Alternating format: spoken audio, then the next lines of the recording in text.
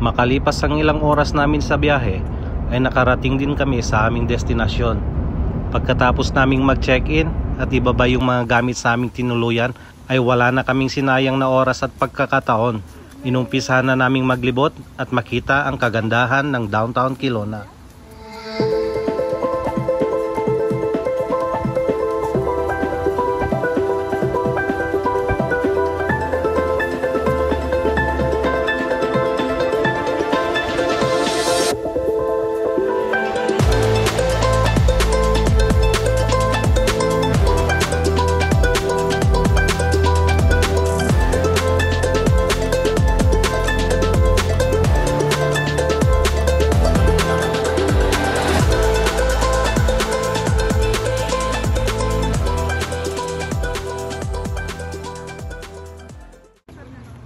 Nandito tayo ngayon sa Rotary Marsh Park. Kung gusto mo ng tahimik na buhay, ay bagay na bagay ka dito. Napakaaliwalas at tahimik na lugar. And this is a great place for birding here in Kelowna. Kaya iba't ibang klase ng ibon ang maaari mong makita dito.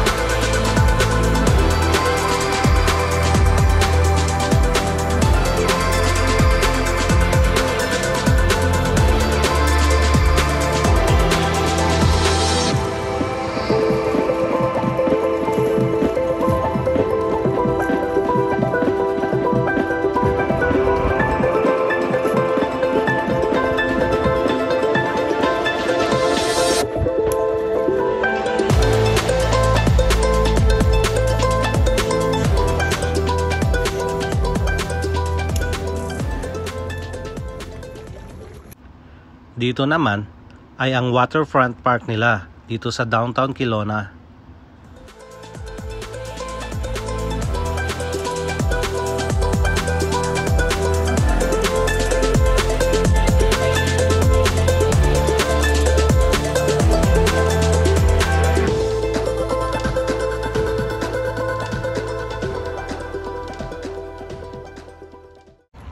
Kung gusto nyong mag-swimming dito ay pwedeng-pwede.